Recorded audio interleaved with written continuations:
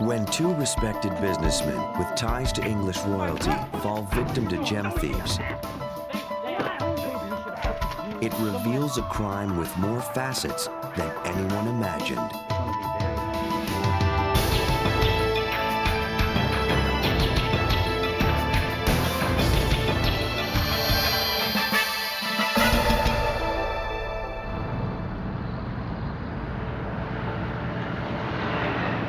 New York City is a place where fortunes have been made and lost.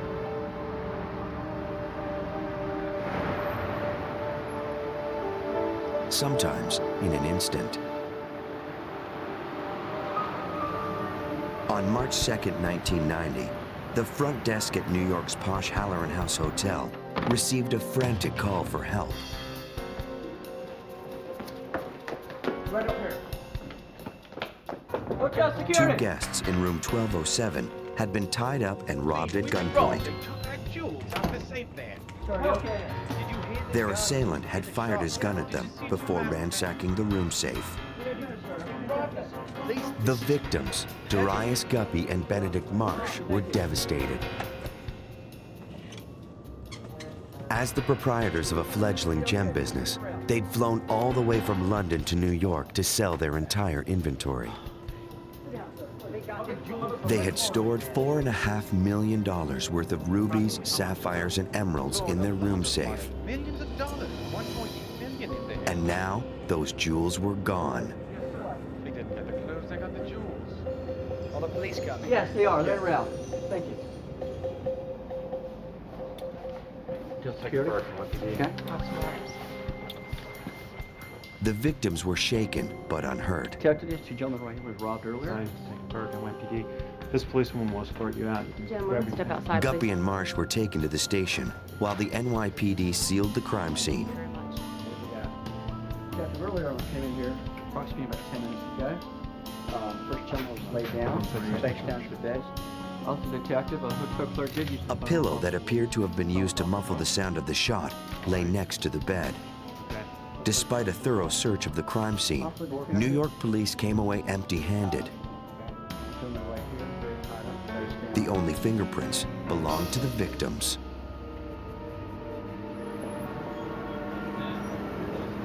As Guppy and Marsh each told police, they had come to New York as entrepreneurs.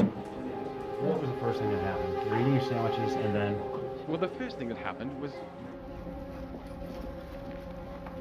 Before leaving London, they'd made appointments with several jewelry buyers, hoping to sell their stones. we talked on the telephone. Yeah. We have some jewels for you. We've traveled a long way. I guess we need to take a look at them. Yeah.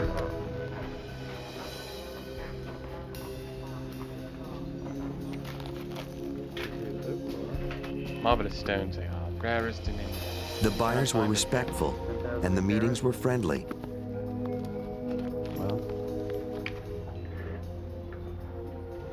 Well, that one's a little higher. But they weren't interested in the stones. I tell you what, my partner will leave you our number. After all their preparation, the budding entrepreneurs weren't having much luck. Well, that's fine if you want to do that. Okay. But I'm just not interested right now. All right, thank you, chap. You're welcome. Guppy told police that after their meetings, they returned to their hotel room, disappointed but not defeated. I could try. Make sure you order room service. All right. I tell you what. Marsh put the gems in the room safe, while Guppy ordered sandwiches from room service. A ham sandwich? You sure you don't want the tuna milk? It only took a few minutes for their lunch to arrive. Thank you. After that, the pair kicked back to enjoy their meal and regroup. Just then, they heard another knock at the door.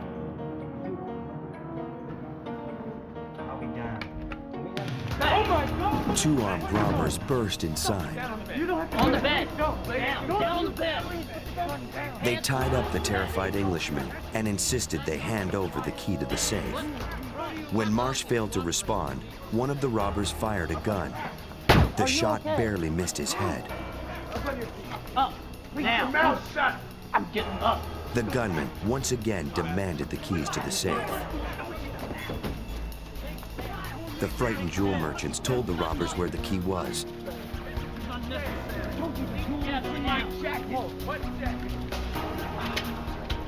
And the criminals helped themselves to the safe. I am trying to tell you Come on, man, let's get out of here. Just as quickly as they had arrived, the robbers were gone.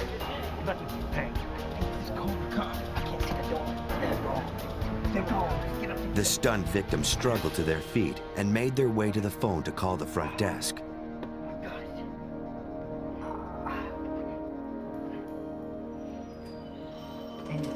In retrospect, do you think it was advisable? Detective Raymond Burke investigated the case. He knocked on the door and said he was the bella. I call this a push-in robbery. And a push-in robbery is just that. You get pushed into your residence, in this case, a hotel room. 1990 was a high crime time for New York City. We had a lot of street robberies, including a lot of street robberies of jewel merchants. Never a push-in into a hotel room or to a residence of a jewel merchant. So that was very unusual. Police theorized that Guppy and Marsh had been targeted. Someone must have known they had the gems and followed them back to their hotel.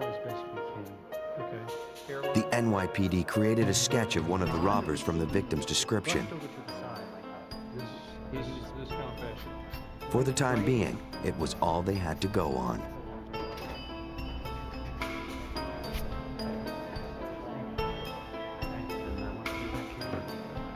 These are what we call mugshot books. Probably heard of The them. Englishmen were unable to identify their assailants from hundreds of mugshots. Normally at the end of such an ordeal as going through all these photographs, you may have 20, 30 photographs sitting in front of you left on the side, and then we'll start doing a process of elimination. And, oh, it can't be him because he's got brown eyes, or it can't be him because he's got a scar and this guy didn't have a scar. We had nothing to look at. There was nobody there for either one of them. Police began to suspect the thieves were not local. With $4.5 million in jewels at stake, maybe the crooks had followed them all the way from England. The NYPD asked Guppy and Marsh to stay in New York for a few more days in case the police got a break.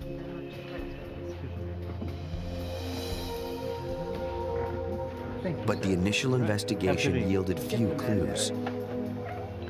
Jeff Edwards covered the story in Britain for the Daily Mirror. And after a couple of days, the police said to Guppy and Marsh, look, we're very sorry for what's happened to you. You come here as visiting businessmen coming to our city, and it's a terrible thing that's happened. We'll let you know you're free to go. Days after the robbery, Darius Guppy and Benedict Marsh returned home. They left behind $4.5 million in gems and their dream of becoming successful entrepreneurs.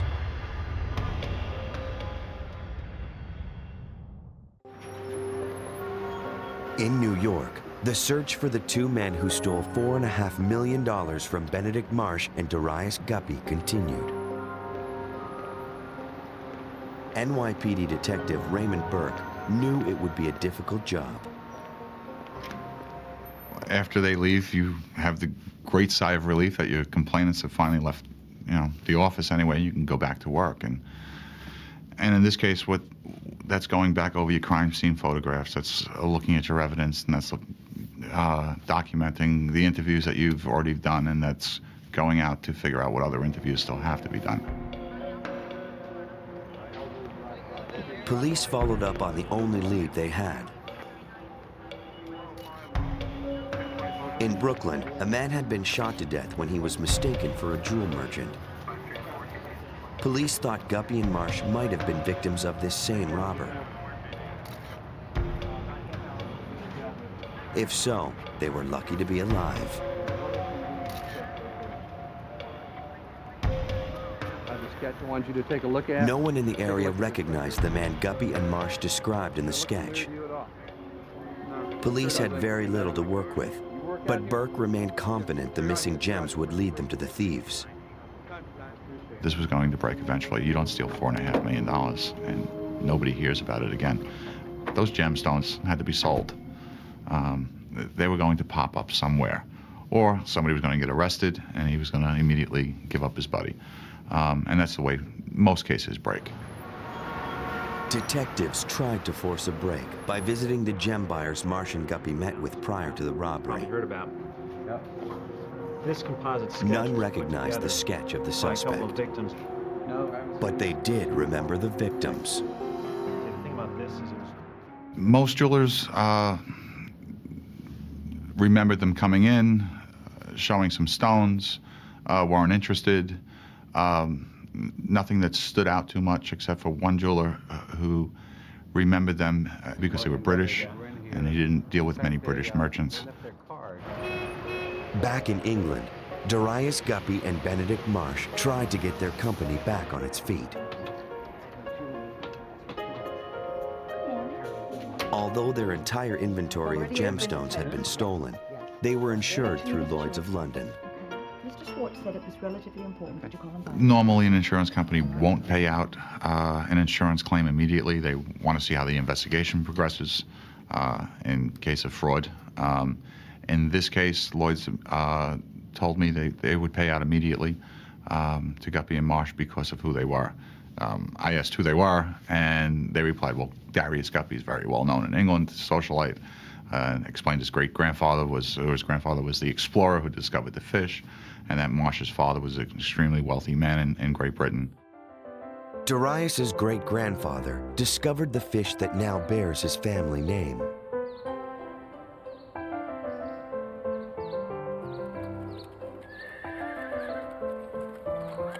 Darius Guppy was from one of England's finest families.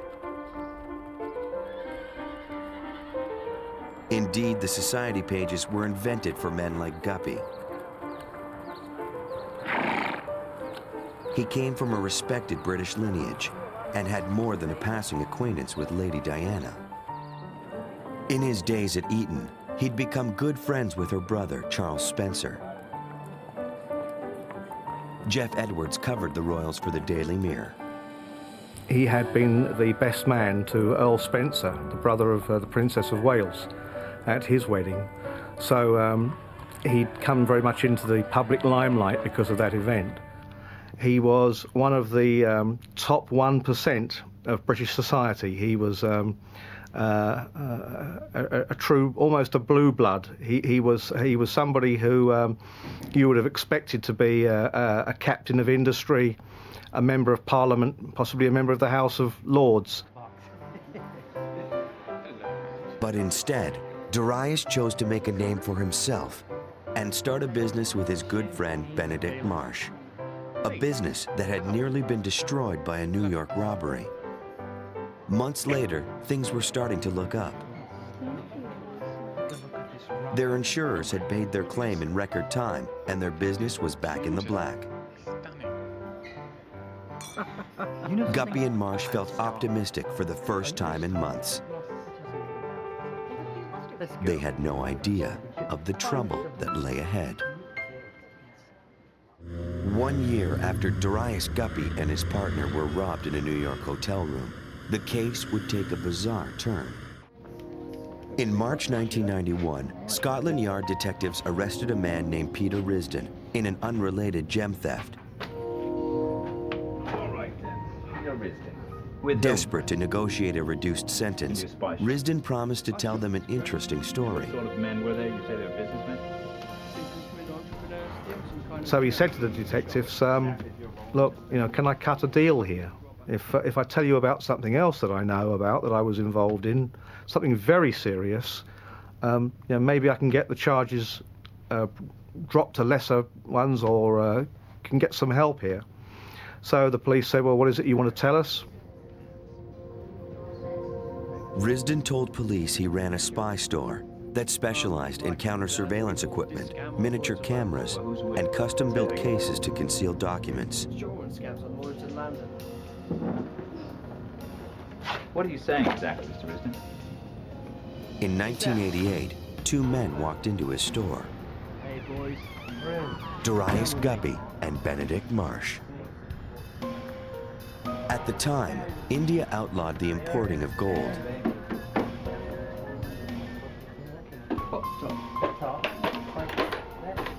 The young blue bloods had devised a scheme to smuggle gold into India, and they needed false bottom cases to do it. See the stuff inside? Give it a good pull. Like I said, the bottom has come out. We need a foot. This is all documents here. You see that right there? The idea was to sell it, where I think on the black market it could achieve quite high sums. What exactly is your role in this then, Risden? Police were skeptical. Men like Risden ran in very different circles than the well-bred gem brokers. In a hotel. You broke into their room? That's right, it was a fake robbery where I'd go in with a gun and tied them up. Gem. Still, they looked more deeply into Guppy's background. When Guppy started his gem dealing business, he knew almost nothing about gems. Yesterday, maybe. His father had lost a great deal of money in a bad business deal, and Guppy was desperate to find a way to make his own fortune.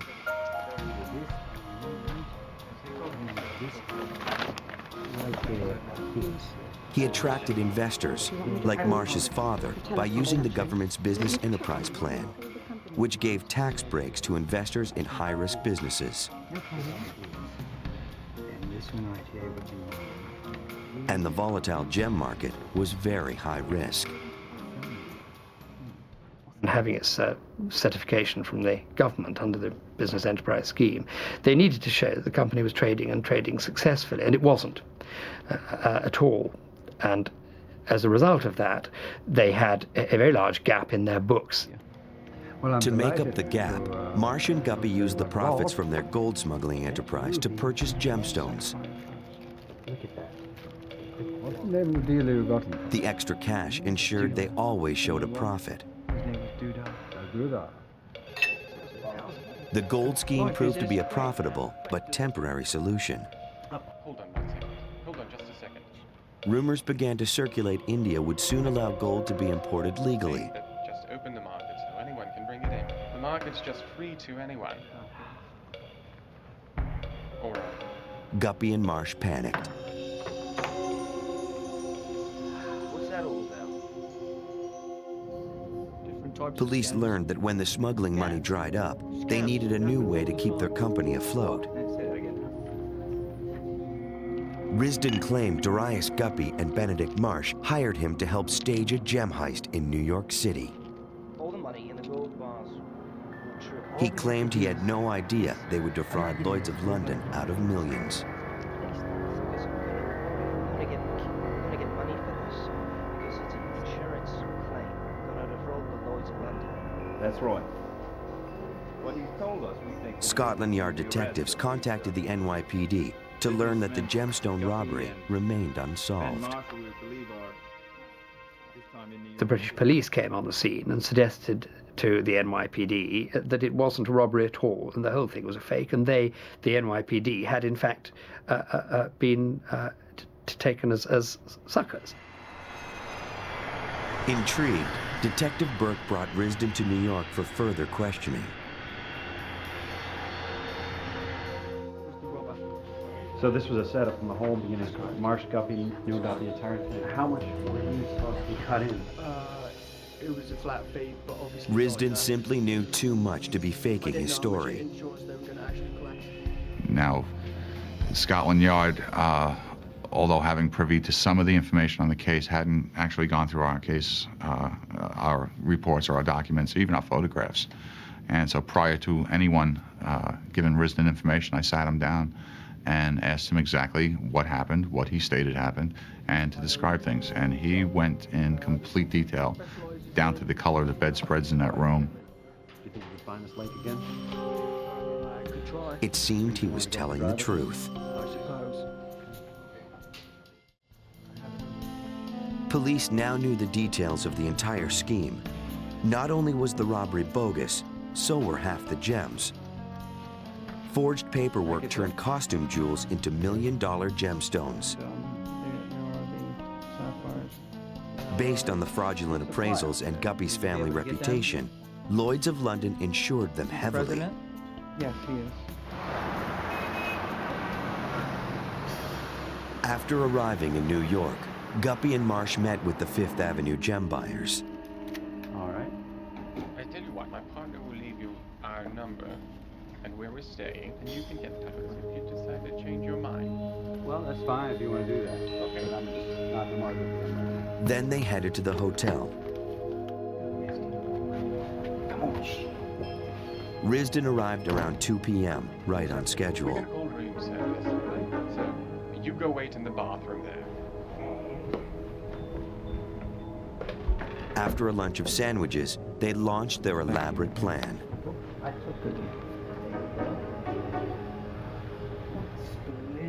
Risden could have simply tied them up and staged the robbery, but Guppy insisted that the whole charade be performed from start to finish. Make sure you have the gun hidden. They staged the room as a play, and they acted out the play, and it was a brilliant thing to do. The purpose of this was, in the event that the NYPD polygraphed them, put them on a lie detector test, that they could recall events actually as they happened, and the polygraph would say they were telling the truth.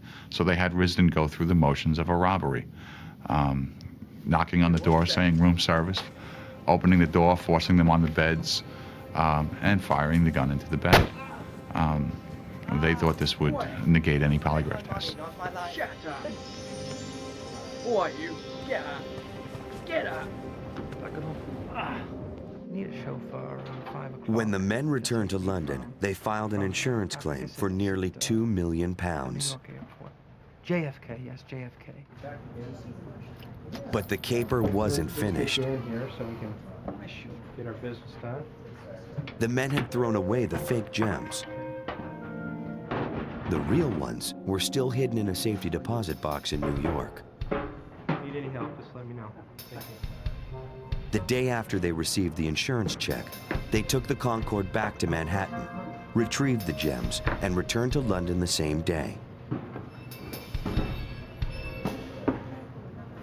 They quickly sold the gems, increasing their take from the scam. It was the perfect crime. At least until Risden confessed. In July 1991, Guppy and Marsh were arrested for fraud in England. It was a crime of only a half a dozen key moves. He knew that he could get false receipts for gemstones that were of a certain value, showing that they were worth a lot more.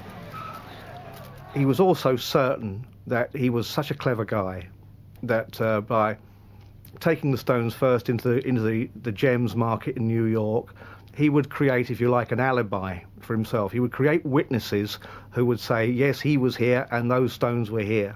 Thus, we know the stones were in New York. And then he also thought that the police were foolish, that they were easy meat, that they would swallow any story he gave them. On March 25th, 1993, Darius Guppy and Benedict Marsh were sentenced to 5 years for fraud. Marsh was released in 1995 after serving only 2 years. Guppy also served a fraction of his sentence, spending 3 years in a minimum security prison. He was released in 1996. Peter Risden avoided prosecution by cooperating with the authorities. These were two young men who were not professional criminals at all. They were ambitious young men who longed for adventure and on the wrong side of the tracks. So an awful lot of what they did was very well conceived and carried out. So well conceived that out of the estimated $5 million the men smuggled and defrauded over an 18-month period, less than $1 million has ever been recovered. I say these have made us a lot of money.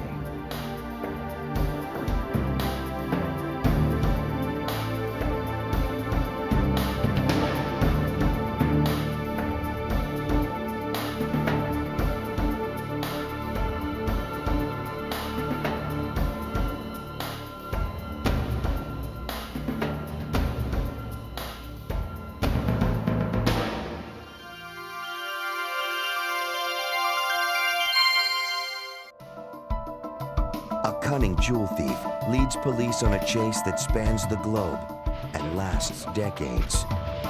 Authorities all over the world seem powerless as they pursue a brilliant woman they will come to know as the Queen of Jewels.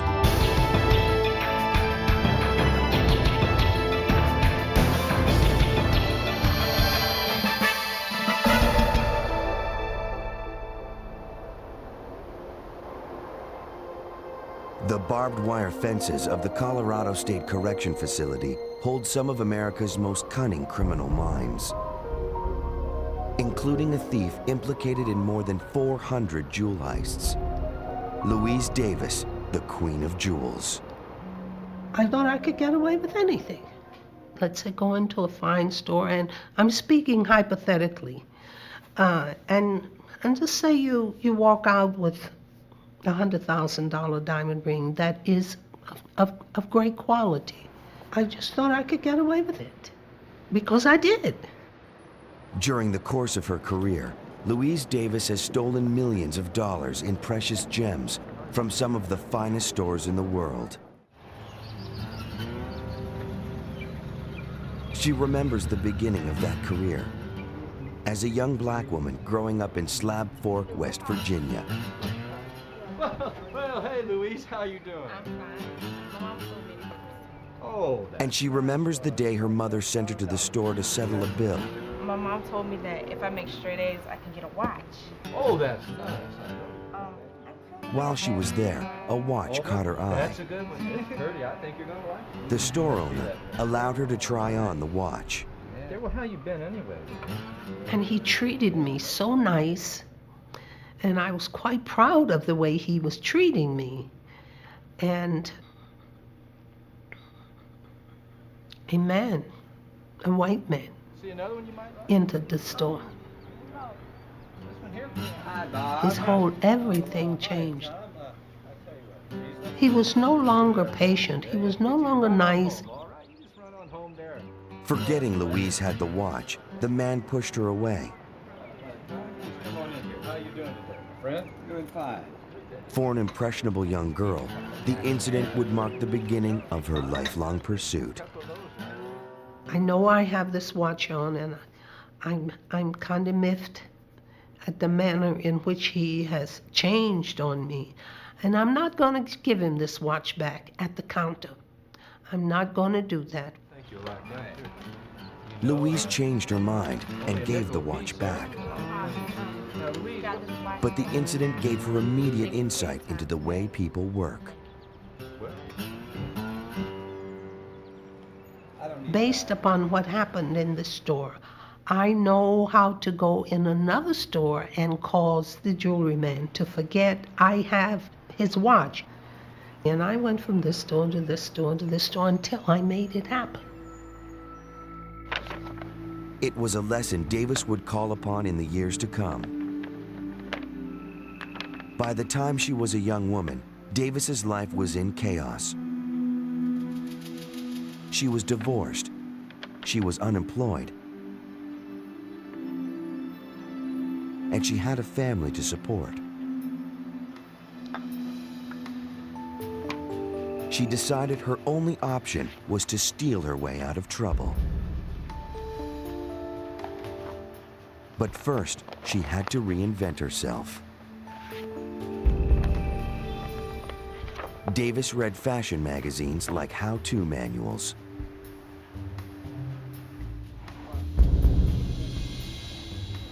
Now that she had the right look, she needed the right education. High-end jewelry stores became her classrooms. Davis listened closely as sales clerks talked about gems. She observed the mannerisms of their well-to-do customers. Once she had seen how the game worked, she knew she could play it. I never felt like I had to get confidence. I never felt like I was lacking in anything that I needed in order to go into a fine jewelry shop. But even her confidence could not overcome the suspicions of store clerks. Davis realized she would never be thought of as well-to-do in the United States. So she went to Europe. In 1974, Davis found herself in Monte Carlo, the glistening jewel of the Riviera. She headed straight for Casino Square.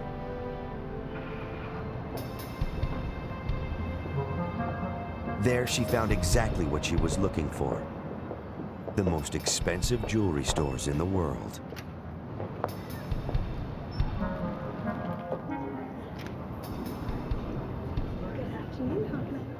As she entered the first exclusive salon, she charmed the sales clerks to establish her persona, a woman of exacting tastes and the money to support them. As the clerks hurried to accommodate her, she simply waited for the right moment to strike. Hello, sir. When the salesman left her alone with a tray of rings, she quietly made her move. These days, your typical jewel thief, comes into a jewelry store with a mask and a shotgun and an accomplice and a hammer, and they break open the cases, get as many gems as they can, terrorize the patrons, and then get out of there. She was kind of elegant in what she did. After she had taken the ring, she calmly departed. A taxi waited out front.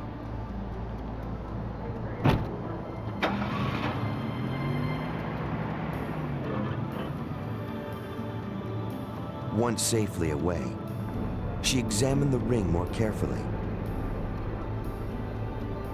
Everything she knew told her this was no ordinary ring. I knew something was amiss. It was too much. It was costly to the point that there was going to be an all-out dragnet. There was no sign of the police when she arrived at the airport. Louise purchased a ticket to Geneva, the first flight out of the country. She sat and waited, wondering how long it would take for the jeweler to notice the ring was missing. But it was already too late. We are with the police. Is there a problem, officer? We're not quite sure. Louise Davis was taken into custody by French authorities.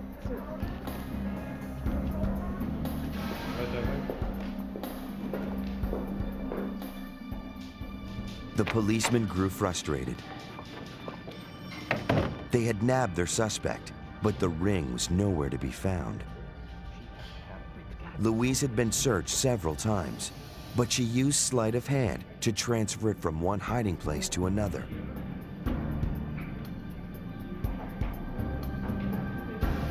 The ring was never discovered.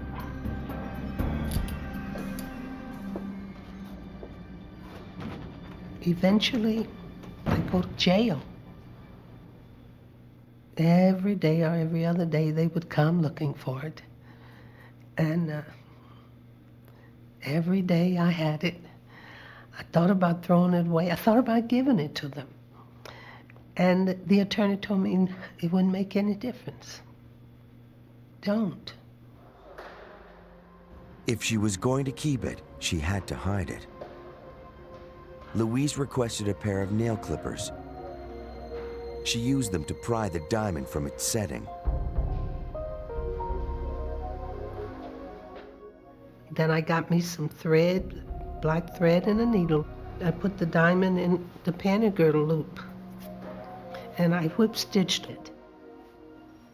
She wore the girdle every day, only taking it off to wash it. And I wore it, wet or dry. I never was out of it. Several months later, Davis and another prisoner were taken to a city clinic for a routine physical exam. The moment she entered the building, Davis started looking for a way out. Is there a ladies' room around here? Right there. She'd asked to use the restroom. Davis had trained herself to act quickly.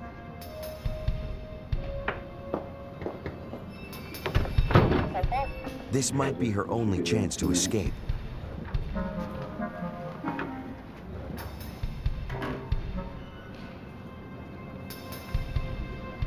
She did not hesitate.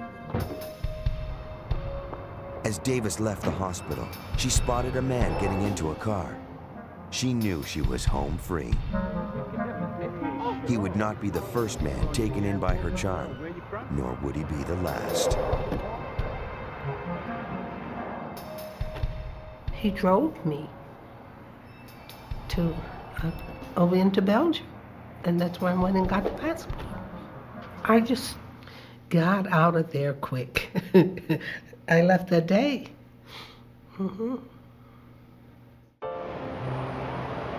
She made her way to London.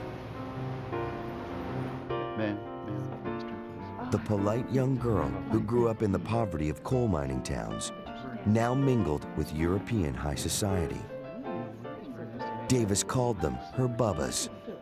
It was her nickname for rich people who gave her the instant credibility she needed. We window shopped close to closing time in the fine salon areas. I made sure the people inside saw me with Bubba. And then I would go alone. Being seen with the rich assured her entree into the most exclusive shops. She was always greeted by a very helpful sales staff. Every time she was in the store, she used the same ploy. It was brilliant in its simplicity. She would engage the proprietor in conversation and ask to look at certain rings or certain pieces of jewelry, and would spend a significant amount of time discussing the quality of the gems and all that kind of stuff. And during the course of that, she'd slip on her finger a valuable stone, and then she'd look at it and then continue talking with the owner of the store. And at some point, she'd ask to excuse herself for a minute, either to go find her husband or to go get her checkbook or something like that, and she'd walk out the store. Louise Davis had become quite the jet setter. She would steal a ring in Europe and sell the goods in the United States. She concealed the merchandise from customs officials in ordinary containers. By the 1980s, Davis had managed to elude Interpol, Scotland Yard, and local authorities in scores of cities across the US and Europe.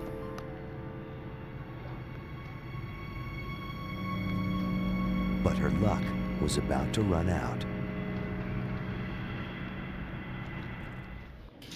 In 1982, Louise Davis was arrested for selling stolen merchandise in Tarrant County, Texas.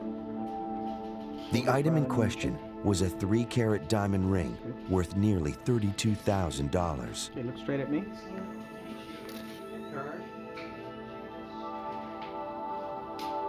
You okay, man?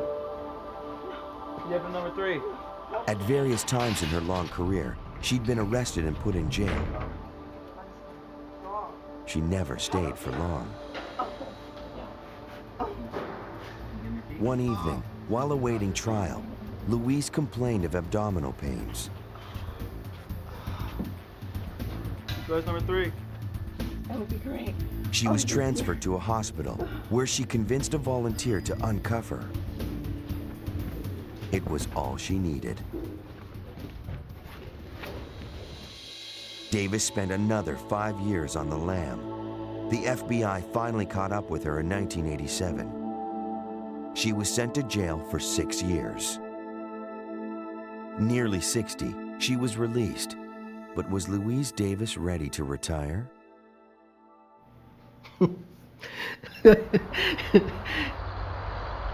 Over the next 5 years, the Queen of Jewels crime wave continued.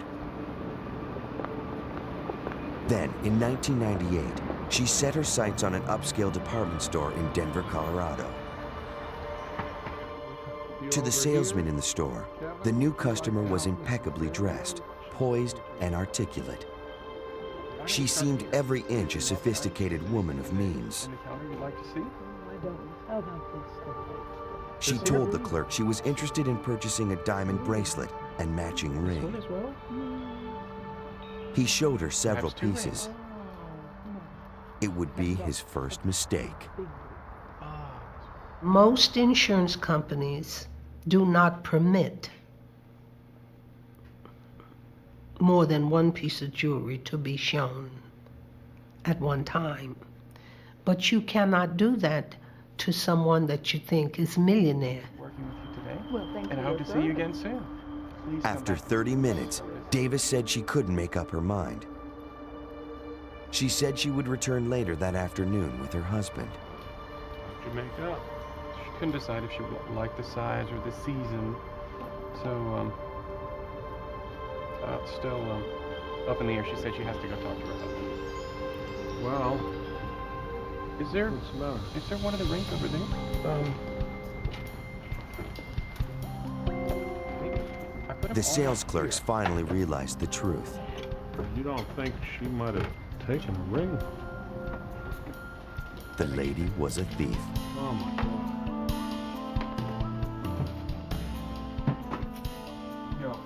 The police were called in.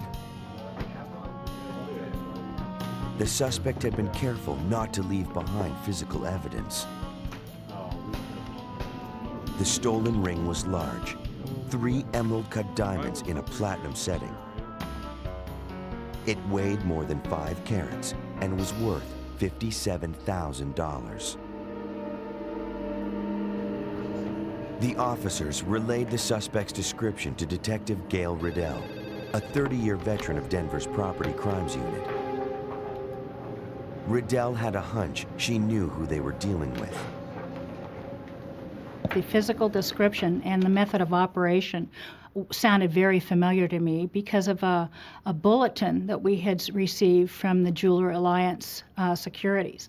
So I went back through and found the bulletin and read it again, and it matched the method of operation, and the physical description was correct of the suspect. The charming silver-haired grandmother was more than a thief. She was a one-woman crime wave. Riddell's 30 years on the force had taught her that thieves like Louise Davis move fast. The detective circulated a description of Davis to businesses in the Denver area. If Davis struck again, they'd be waiting. Officers were dispatched to the airport, but no one had seen the notorious Queen of Jewels. As officers searched for the suspect, Riddell looked into her past, and what a past it was. When we put her into the computer to look at her record, it came out to be over 6 feet in length. I think we came up with 63, 64 arrests. From the information that I'd already received, this woman was more than big. She was enormous. A judge granted an arrest warrant. Based on Davis's lengthy criminal record, bail was set at a hefty $1 million. Now all they had to do was catch her. Riddell suspected Davis had already left the state. The detective called the Federal Bureau of Investigation for help. Davis, she discovered, was no stranger to them.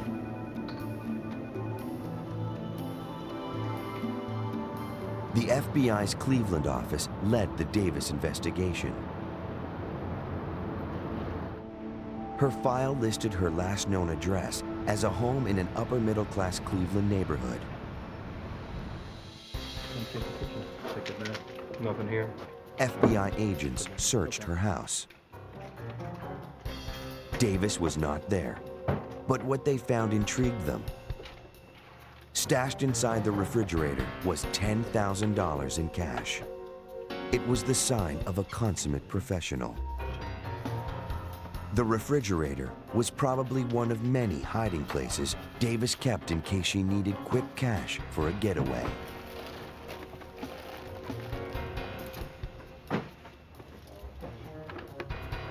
A box of forged passports confirmed their suspicions. Louise Davis was already on the move. And there was no telling where in the world she'd turn up. I got a phone call from the FBI agent stating, you may not like this, but we got into her house and we found a lot of passports. All of her photos are there, but under variable names.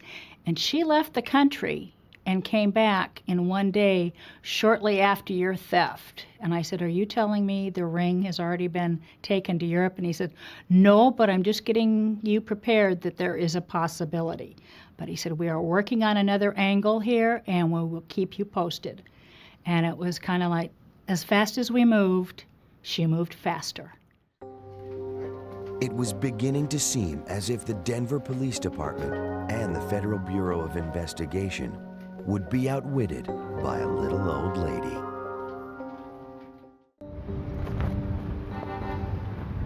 It took a month, but the FBI finally got a break. A Cleveland pawnbroker recognized a photo of the stolen ring. He had recently sold it himself. The receipt right here.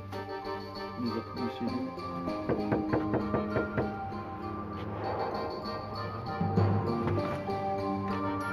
FBI agents spoke with a man who bought the item.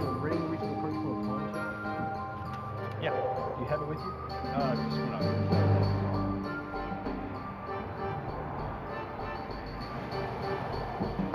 It was indeed the ring taken in Denver.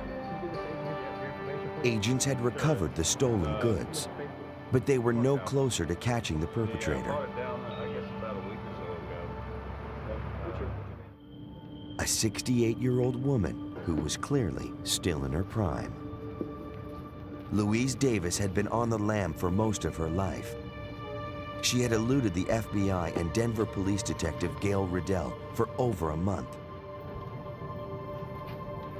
In September 1998, Davis walked into another upscale store in King of Prussia, Pennsylvania. This time, thanks to an alert sales clerk, she was not anonymous.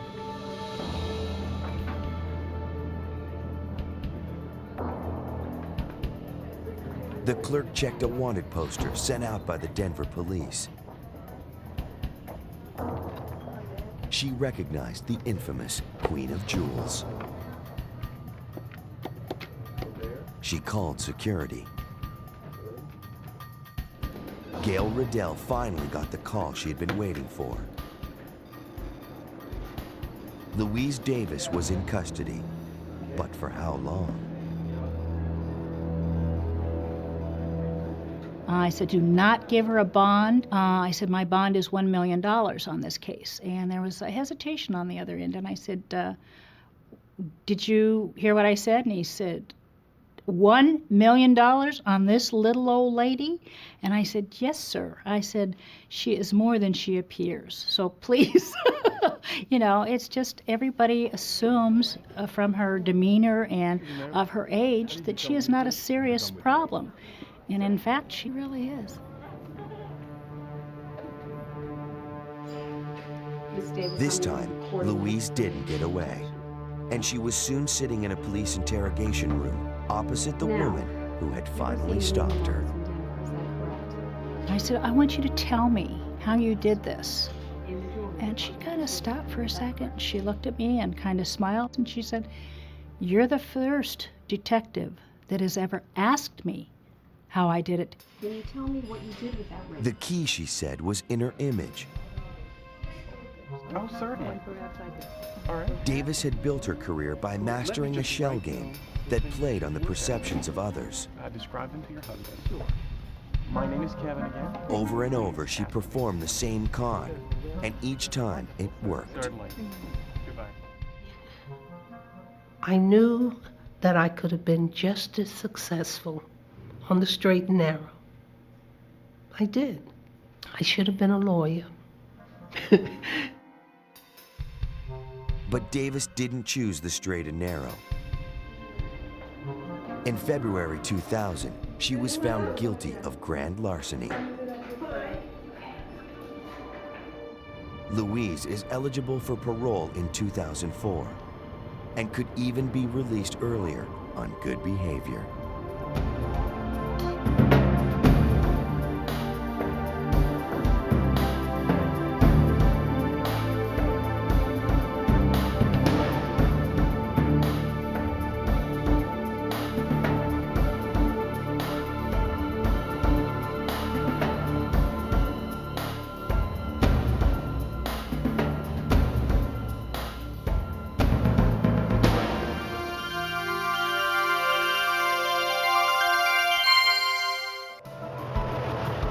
A criminal conspiracy threatens to wipe out England's cultural heritage, one robbery at a time.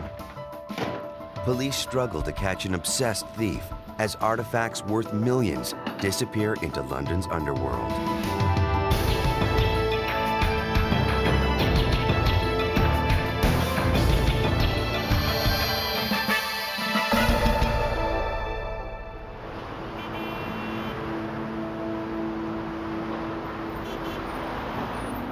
In Great Britain in the 90s, the English began to appreciate art and antiquities as never before.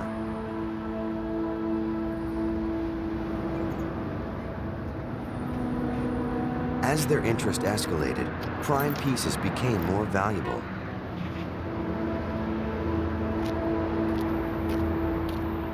The price of art skyrocketed, and so did art theft. London, a city with the largest concentration of galleries and museums in the world, was particularly hard hit. Limited or outdated security systems were no match for dedicated thieves.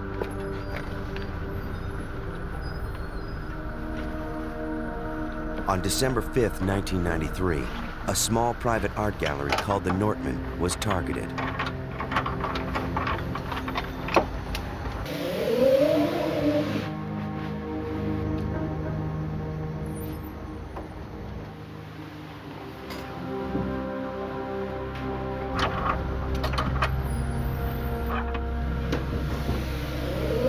Burglars were a highly trained group of thieves who made their entrance through a roof hatch in the building next door.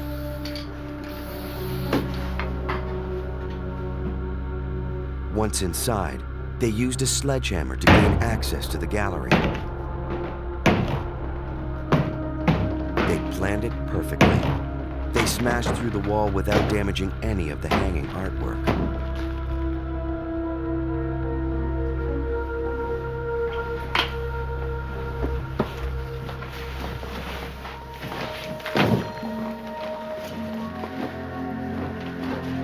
In a matter of a few minutes, the thieves stole 15 paintings, including 5 by famous Dutch masters. The loss of a Bruegel, a Marquet, and a Van Goyen would make headlines. Overall, the haul was worth nearly $2 million.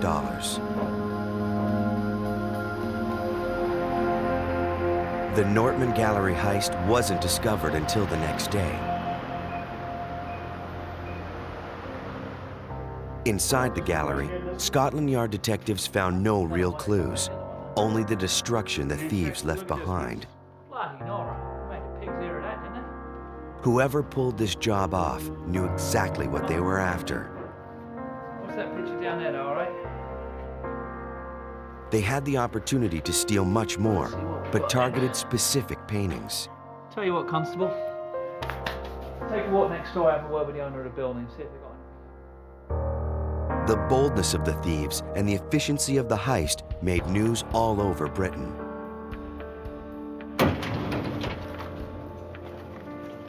Scotland Yard detectives knew they were dealing with professionals who understood the art market and would know exactly how to move the stolen paintings.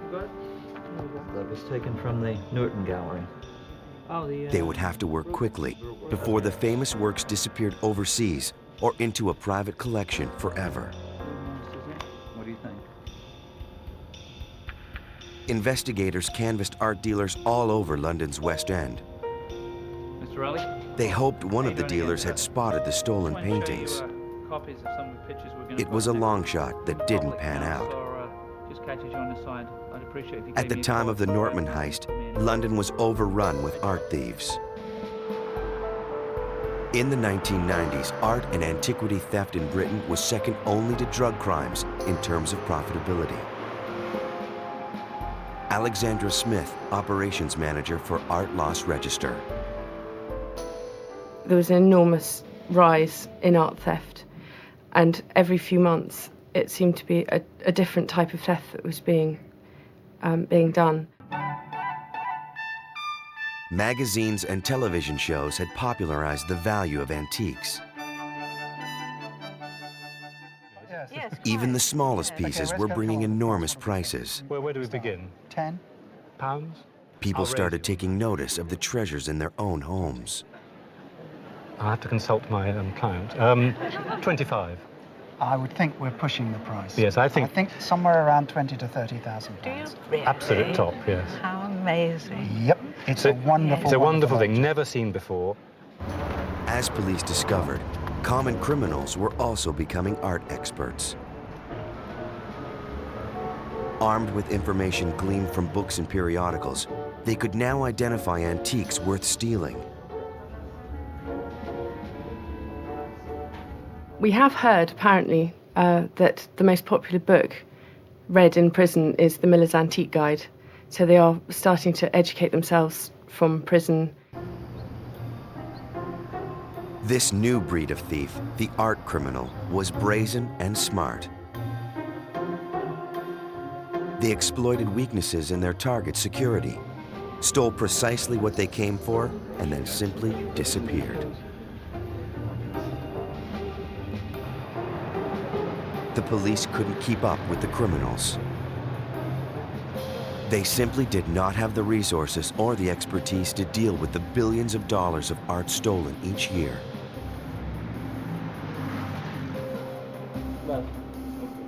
Scotland Yard finally established a special squad to deal with the thefts. It covered London's extensive gallery and auction house district in the West End. Despite dedicating all their resources to the Nortman heist, police still had no clues.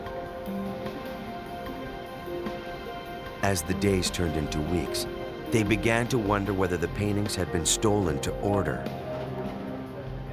Because at the end of the day, if they are stolen to order, the person who wants that work of art will keep it, and it won't ever surface again on the art market until perhaps he dies. Stolen or otherwise from various museums. It was becoming clear that if the paintings were hidden in someone's private collection, the Antiquities Squad might never see the missing paintings again.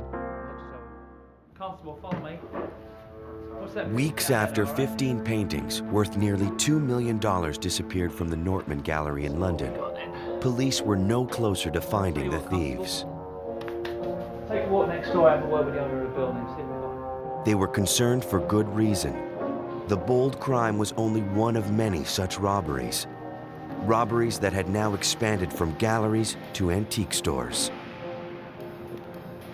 Shops specializing in high-end antiquities fell prey to the cunning thieves. They broke in at night and snatched only the very best merchandise. Alarm systems were apparently no match for their expertise. Investigator Chris Roberts works undercover to find stolen antiquities.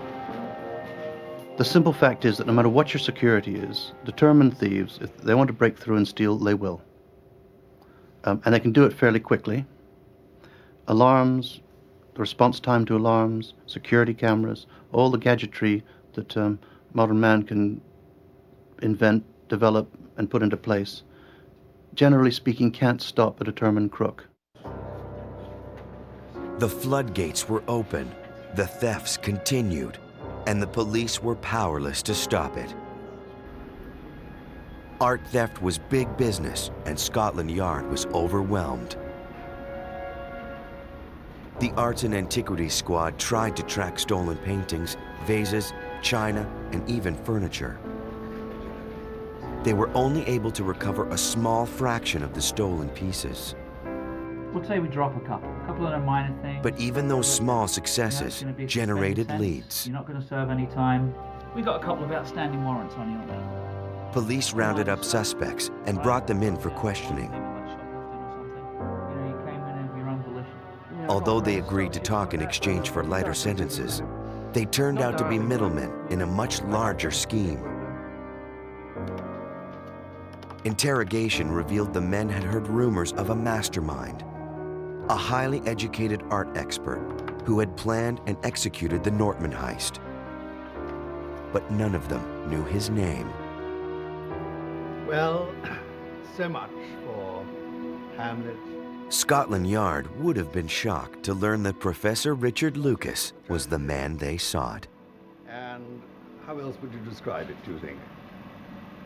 Blake, would you go on to The Tweedy intellectual did not fit the profile of a thief.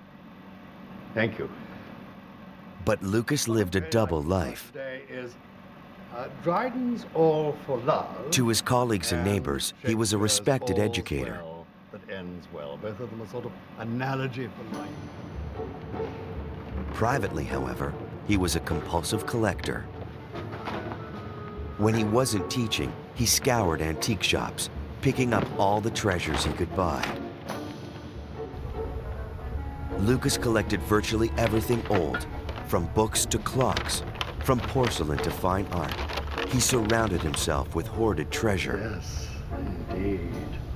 He'd been educated very well in the private sector, so he wasn't short of money, but he seemed to live in an almost fantasy world where he lived in this tiny little flat, had to surround himself with beautiful objects, and be the only person who actually got to see them. Lucas prowled the museums of London, coveting all that he saw, but knowing the things he wanted were beyond his grasp. The best pieces, the museum pieces, simply weren't for sale, at any price. But Lucas wouldn't accept that. He went to an antique dealer named Thomas Atkinson. This is very nice indeed. Atkinson had a shady reputation. May I help you, gentlemen? He assured the professor he could obtain the things he needed. As I was saying, this is exactly the sort of thing I am very interested in. Even if his methods were outside the law. Now you see, Mr. Atkinson, these are very nice. It was the perfect partnership. Indeed. Lucas provided his art expertise. They're not the sort of thing we're interested in at all. Atkinson would provide the thieves. So do I. Professor Lucas had his eye on a collection of Worcester vases, displayed in a small London museum specializing in 17th century porcelain. Atkinson went to work.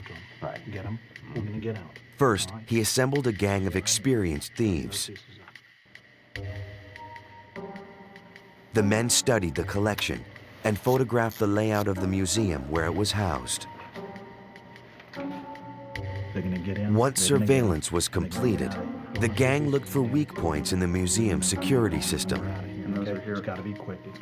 What once seemed like a complex job suddenly became old-fashioned burglary. It seemed too good to be true. Were they missing something? Atkinson decided to find out.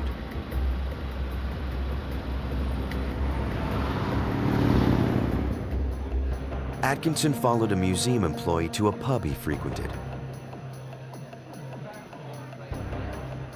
After a few pints of lager, they became fast friends. I got it. Atkinson learned that some of the collections in the museum weren't protected by electronic security measures.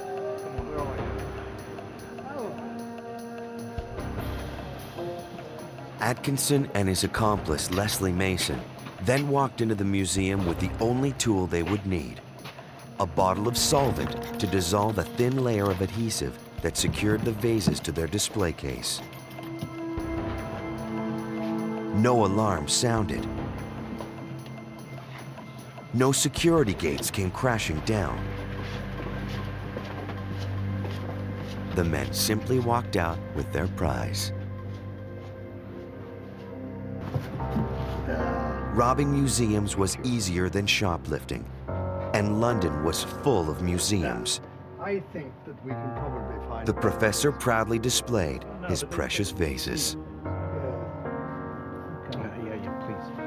When the police arrived at the museum, they were perplexed. The thieves had taken 2 Worcester vases, worth thousands of dollars apiece. Yeah, you saw what they did with that. They just put some But they salt on hadn't touched the bottom, rest of the valuable collection. Yeah.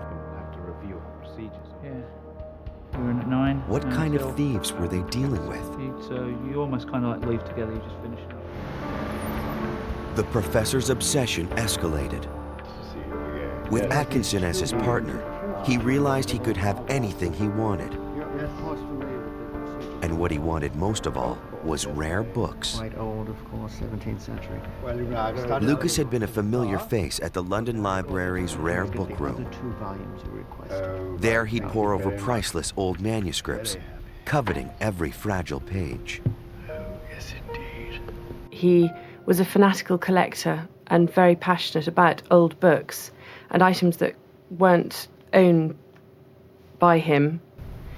And the books that he specifically wanted, he couldn't actually buy on the open market. Everyone at the library thought that Lucas was an eccentric old professor doing research. In reality, he was simply making a shopping list. Lucas charmed a librarian, convincing her to help him steal rare books. The result was the perfect blend of passion and profit. Lucas kept the books he wanted, and Atkinson sold the rest. Their inside source made certain no one would notice the books were missing. Libraries aren't known for their tight inventory control, nor are they the usual targets of crime.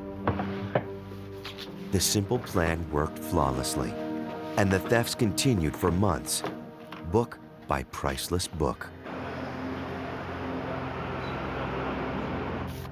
The hemorrhage of these national treasures continued until February 1994, when the head librarian received a letter.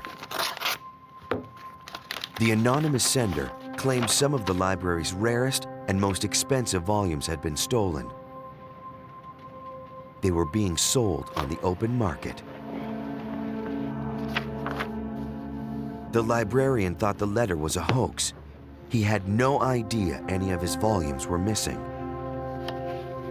An inventory of the rare book room revealed the letter was no crank.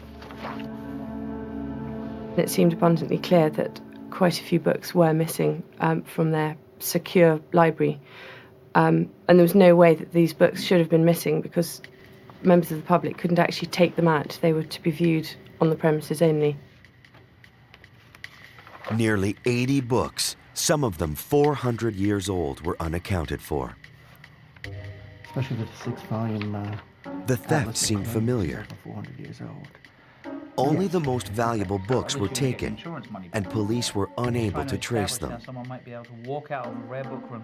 The librarian had no idea of how this could have happened. Do you have a sign-in sheet when people come into the library? At the time of the library heist, the arts and antiquities thefts were capturing national attention.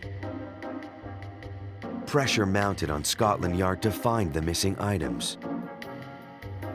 Panicked museum owners scrambled to upgrade or install security systems. So, Mr. Atkinson. Emboldened by their success, Lucas and Atkinson hit their biggest target to date, the Nortman.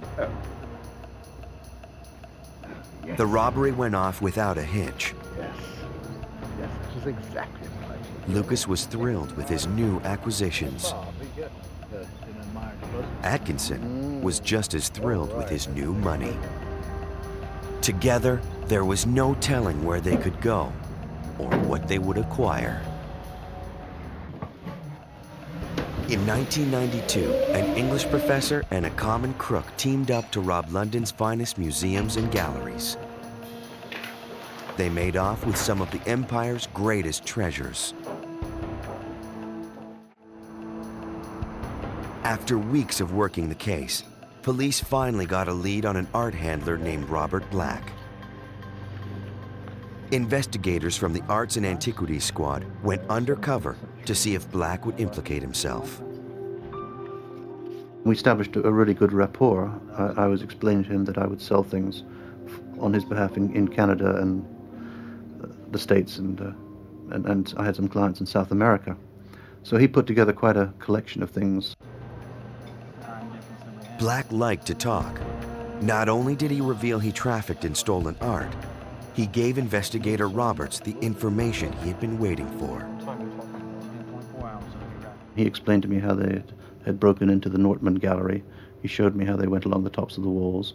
And in fact, he took me into a West End gallery and said to me, because we're getting on so well, pick anything on the wall here and I'll have it for you within a week.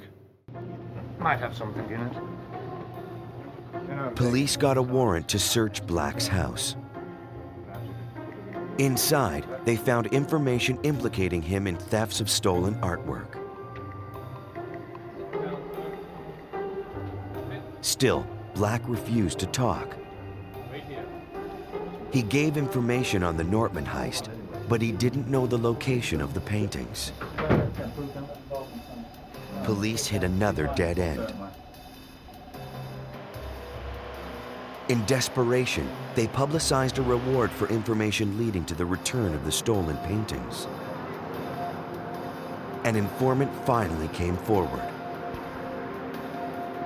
He told them about a house in the Swiss Cottage section of London's West End, a house that was supposedly filled with stolen antiquities. How do you know about this place?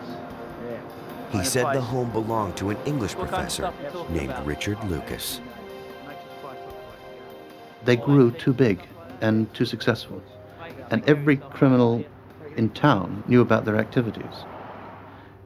Every criminal who knew a police officer wanted a slice of the reward and the action. Police took a close look at Richard Lucas. They learned that he was an Oxford-educated English professor, that he was a loner and an eccentric, and that he fancied himself an expert on antiques. Good evening. Good evening, sir. Richard Lucas. In September 1996, police arrived at the home of Richard Lucas. They were armed with a search warrant and accompanied by antique experts. Yes, sir. We have a search warrant for your premises. You can take them upstairs. Thank you very much. We entered the property not knowing really what to expect. And every surface that you could see was covered with little knickknacks and net skis and boxes and clocks. And it seemed very obvious that he was a fanatical collector. But were fairly shocked when we walked in to find that the staircase was littered with books. It was actually very difficult to actually walk up the stairs and enter the property. It took more than 2 days to search his property and inventory the thousands of antiques and books worth nearly $1 million. To police, the most valuable book in Lucas's collection was one he had written himself. The compulsive collector was also a compulsive note-taker. Come take a look at this. He'd kept a log of the names of the men he'd hired to steal for him and detailed the crimes. Look at this guard layout. Among the priceless clutter, police also found one of the stolen Dutch master paintings from the Nortman Gallery. Detective, look what I found. What you got there, lad? Eventually, the rest were found as well, scattered about as if they were old magazines. Oh my God. Detectives tried to find the rest of the gang. Lots of people got my name in their books. They questioned the men listed in Lucas's notebook. So you never had any dealings with us, Mr. Lucas? All of them refused to cooperate, Nothing to do with any antiques? except one, Leslie You've been a Mason. busy little boy, haven't you? Mason finally broke under police questioning. Plan. The small-time burglar admitted he had been recruited by Atkinson and Lucas to help plan and execute the enormously profitable heists. In fact, over a 6-year period, the two masterminds recruited about 10 gang members to do their dirty work. With Mason's help, Thomas Atkinson and Richard Lucas were linked to 27 robberies between 1990 and 1996. In that period, they had stolen millions of dollars worth of art and antiquities. Sir. Police have only recovered less than a third of what was taken. Richard Lucas was sentenced to 4 years in prison. Thomas Atkinson received 6. The treasures that once lay at their fingertips are now mere pictures and books borrowed from the prison library.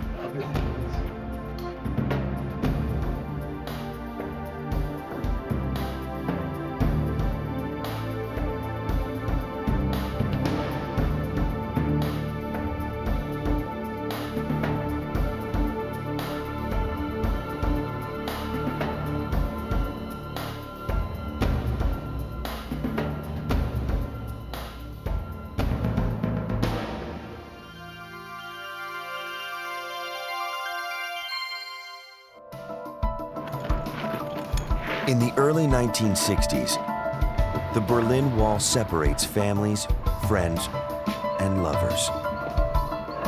For Wolfgang Fuchs, Cold War politics were about to become fiercely personal.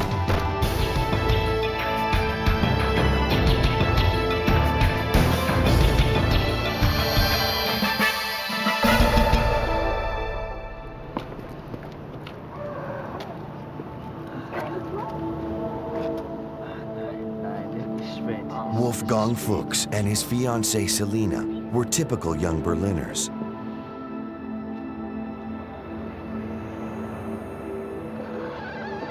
Wolfgang lived in West Berlin, where he attended the university.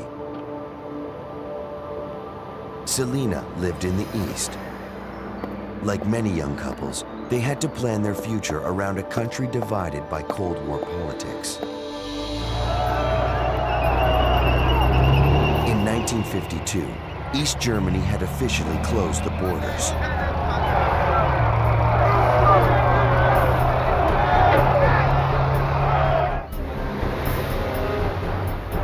The communists ruled the East, while the West was democratic. Still, travel remained unrestricted. Wolfgang and Selina, along with many Berliners, commuted across the border daily.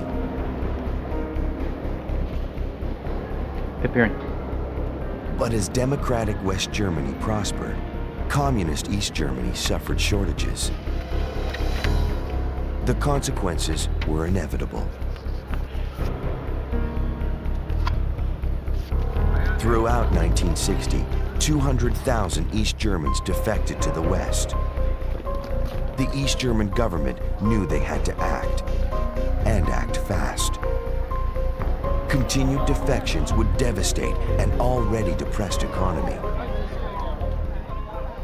Maria Noki, a former resident of East Germany, now works for the Documentation Center for the Berlin Wall. It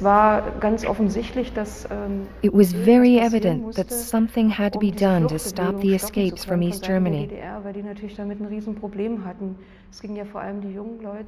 The escapees were young people, well-educated people. East Germany was losing its best citizens. It became clear in 1961 that the government had to stop this exodus. The government solution would shock the entire world. On the night of Saturday, August 13th, 1961, Soviet and East German troops began sealing the 25-mile border between East and West Berlin.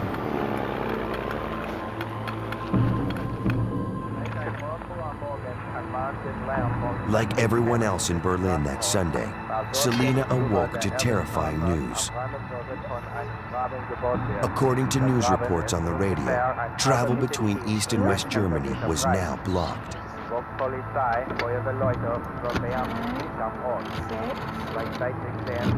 She tried to call Wolfgang in West Berlin, but the lines were dead.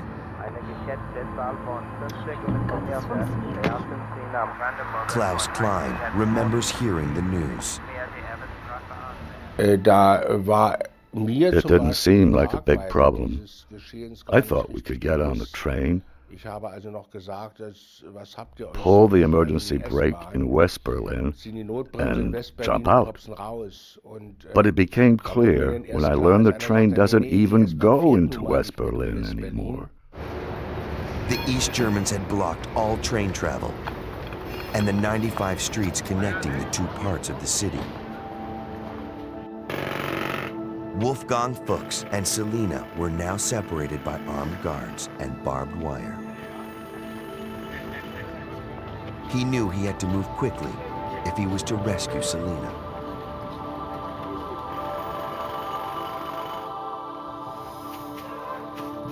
In the early days, the borders weren't thoroughly protected. With Wolfgang's help, she slipped through the wire to freedom. Others were not as lucky. The border became more dangerous. Still, the escape attempts continued. Hagen Kosch guarded the border in East Germany in 1961. Und so sind die Menschen zu Hunderten einfach über den People simply crossed the border by the hundreds Wege kannten, über Hinterhöfe, durch Gärten. because they knew ways through backyards and fields that couldn't be observed. Diesen Weg über die Erde Orders were given to block these above-ground paths with larger obstacles. Slowly but surely, concrete blocks replaced the barbed wire.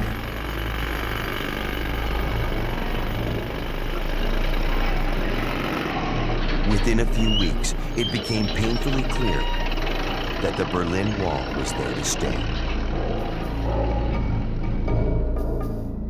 Eva Klein, a citizen of East Germany, was concerned. No one knew the wall was going to be built. We thought, after the flood of refugees quieted down, they would take the wall back down again. The city was ringed by barbed wire and guarded by East German soldiers. Wolfgang Fuchs had managed to rescue Selina, but he still had fellow students and friends trapped on the other side of the wall. He became a man with a mission. He was desperate to get all the people he knew out of East Berlin.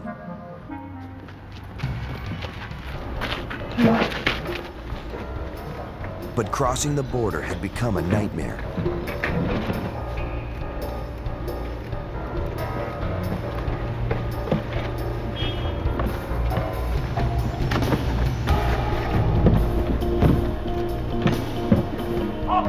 East German troops were ordered to shoot anyone who tried to defect.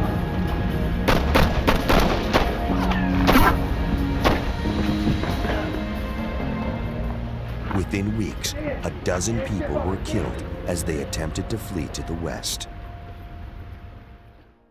So kommen dann die Leute auf die Idee, also über der People decided that it was no longer possible above ground. Death was too great a risk. versucht man natürlich nach Auswegen zu suchen. Also So they sought other ways, other alternatives. The deaths frightened everyone, but it hardened the resolve of men like Wolfgang Fuchs and his friend, Wolfgang Kockrow. Kockrow shared Fuchs' hatred of oppression. Ich war so voller Zorn und so voller Abwehr gegenüber diesem System. We hated the communist system. The wall just confirmed that 17 million people were living in an internment camp. Noch bestätigt hat, dass jetzt 17 Millionen Menschen wie in einem They couldn't laugh at the wrong place or at the wrong time. Sie müssen essen, was es gibt.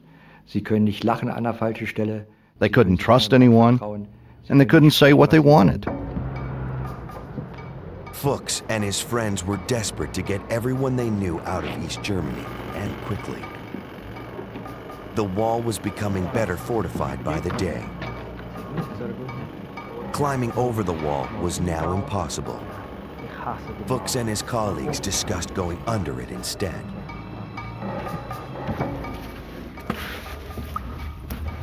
They studied the sewer tunnels that crossed the border. But the East Germans had already sealed them. It was at that time, in 1962, that younger people, students, started looking for other ways across. They came up with the idea of digging tunnels. Tunneling under the wall was a bold but dangerous plan. The risk of discovery was huge. East German spies were everywhere. They prowled West Berlin, listening for conspiracy plans.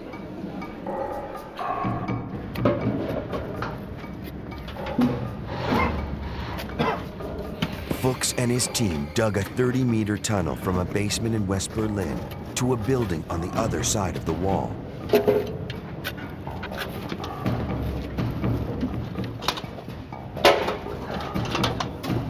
Once the tunnel was declared safe, Fuchs began bringing people through.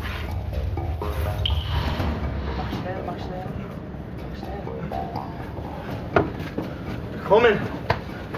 Hier. They were ecstatic. But success was all too brief. The East Germans discovered the tunnel and destroyed it.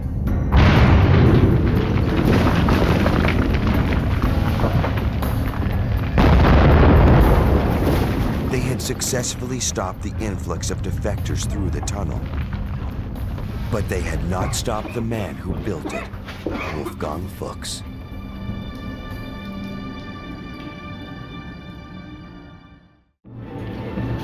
In the early 1960s, brave West Germans were willing to risk everything to bring their friends and family to freedom. Wolfgang Fuchs' first tunnel had been discovered and destroyed. But by late 1963, he had already planned his second. Fuchs located a vacant bakery slated for demolition.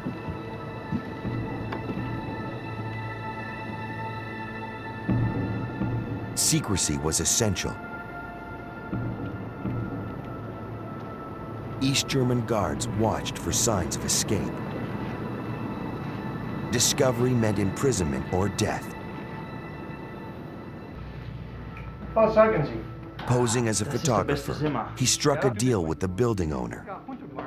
That's good. He rented the basement as a darkroom.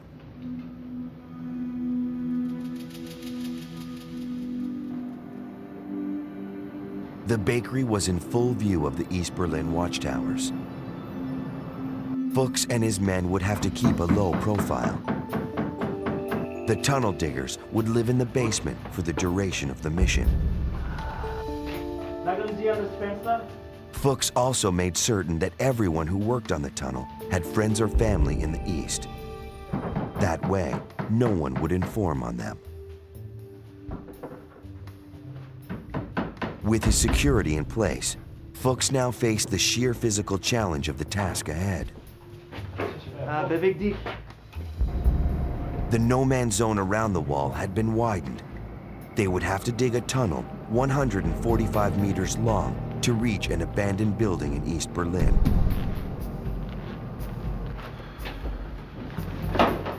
That was 5 times as long as Fuchs' first tunnel. Once they broke through, he intended to smuggle 120 people out of East Berlin in 3 nights. 2 Kilometer flussabwärts. Excavation would take months.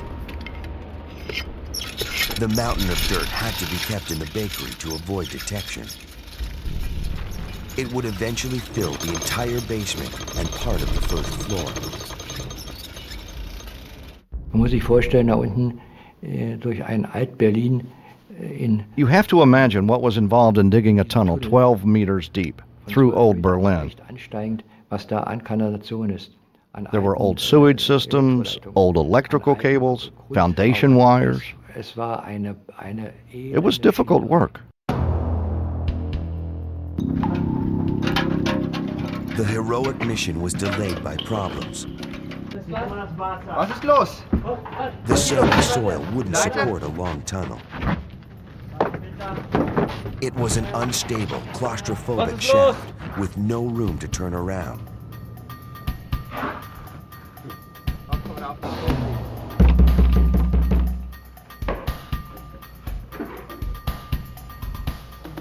They needed lumber to shore up the walls and ceiling. It was smuggled in under the noses of the East German guards. Schnell, schnell, schnell. Bucket by bucket, week after week, 30 volunteers worked in shifts around the clock. Supplies and food were financed by private citizens and anti-communist organizations. Und ja, also die haben wirklich unter extrem They had to do this under extreme secrecy. vorhin schon gesagt, das muss man sich wirklich so vorstellen. Die Frau von Wolfgang Fuchs Wolfgang Fuchs' wife, Selina, brought food and supplies to the tunnel. dort in den Tunnel gebracht, diese She always arrived with a man, acting like a pair of lovers so they wouldn't be noticed. As the tunnel grew deeper, so did the danger. Ventilation and artificial lights had to be brought in for the workers. Die Luft dort unten war so dünn, The air underneath was so thin that it would extinguish your cigarette. sondern es mussten dann Exhauster beschafft werden. Es wurden Konserven You couldn't afford any equipment. die Frischluft nach vorne abgaben. An exhaust system had to be made from scratch. Im 8-Tage-Rhythmus immer 10 Mann. People worked in 8-day shifts in the grime. They dug for 5 months. Only a few meters away, East German guards watched for signs of escape. So far, Fuchs had been lucky. His tunnel was holding up.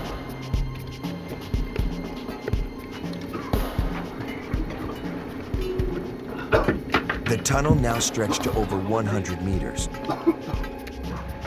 But the work seemed never ending. Wasser? Ich will nicht Wasser. Hol Wasser.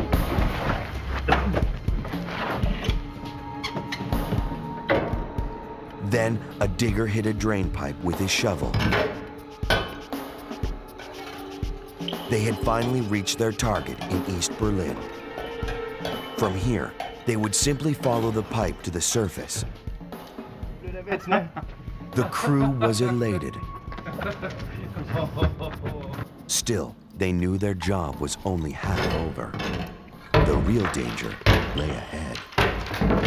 Die gefährlichste Situation war immer die, wenn der Durchstoß The most dangerous time for them was the opening of the tunnel on the east side, wussten natürlich nie, ob der Tunnel möglicherweise schon because they never knew if the State Security Service was informed about the existence of this tunnel, im Keller stand oder an dem Ort, wo der Tunnel and whether the Stasi were awaiting them in the basement to arrest them.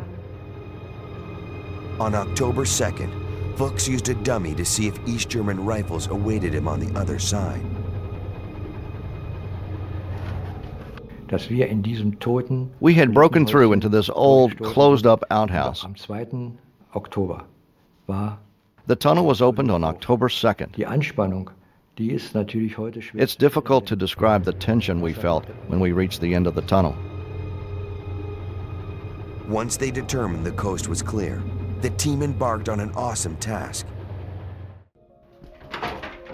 Fuchs and his diggers had already compiled a list of friends and loved ones they intended to liberate from East Germany. On October 3rd, the first refugee received a telegram. It contained coded directions.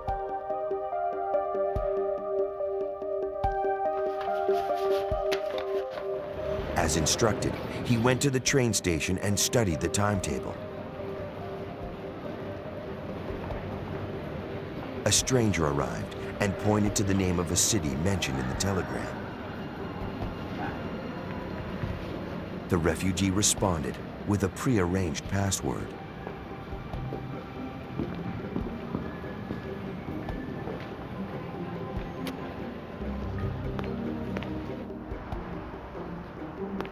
He was then led to the building that hid the mouth of the tunnel.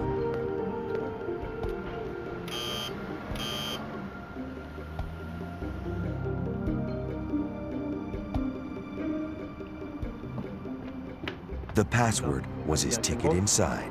Tokyo.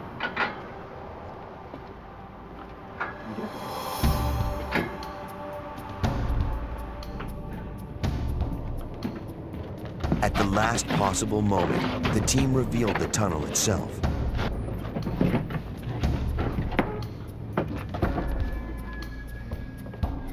The refugee slipped away to a new life in the West.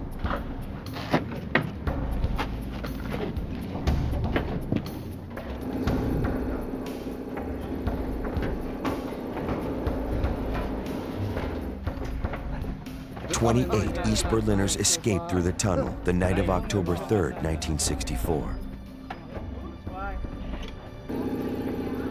The next night, more would come, including 32-year-old Klaus Klein, his wife, and their 3-year-old child. By what method we would be led to the West, I did not know. I have to admit, I hoped secretly that we would be given a false passport and allowed to just walk through the border. But I had no idea that it would be a tunnel. It would take the refugees between 10 and 30 minutes to crawl through the dark, wet passage. But West Berlin and hope lay on the other side. I kept on crawling, but was very afraid.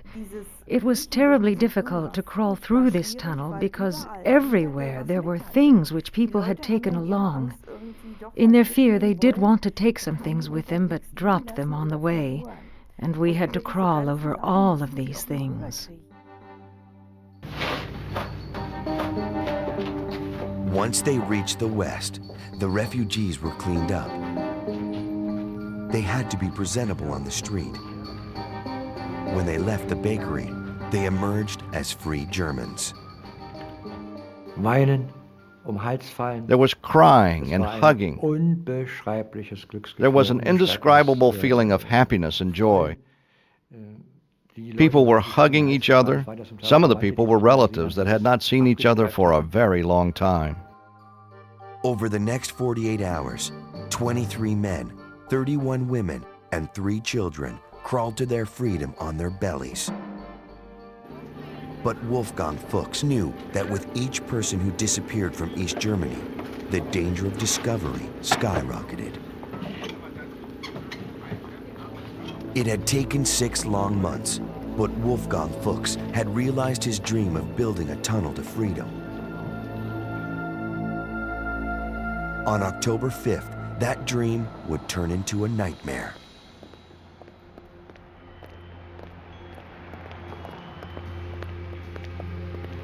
Late that night, 2 nervous strangers approached the gate.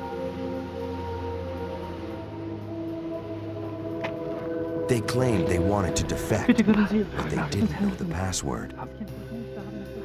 The gatekeeper mistook their nervousness for sincerity and admitted them. Suddenly, one of the men said he wanted to go get a friend who had lost his nerve. Both strangers excused themselves and left. The gatekeeper let them leave. From his observation post on a nearby rooftop, Wolfgang Fuchs spotted trouble. The 2 strangers had returned. They were accompanied by East German border guards armed with submachine guns. Frantic, Fuchs tried to warn his friends of the approaching danger, but his radio failed. The East Germans went straight to the building that housed the entrance to the tunnel.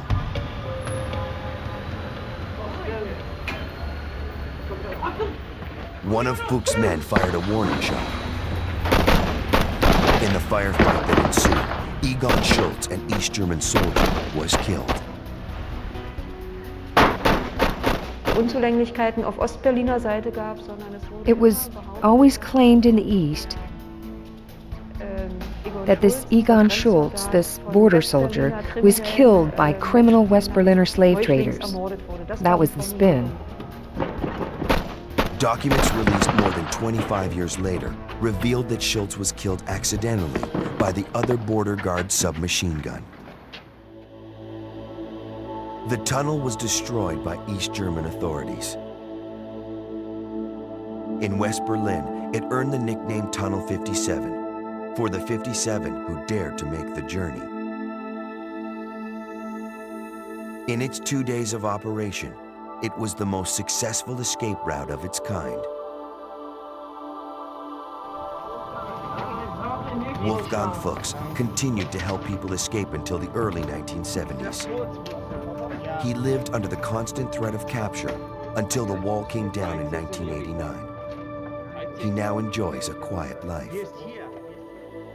His courage helped reunite hundreds of friends and family separated by the Berlin Wall.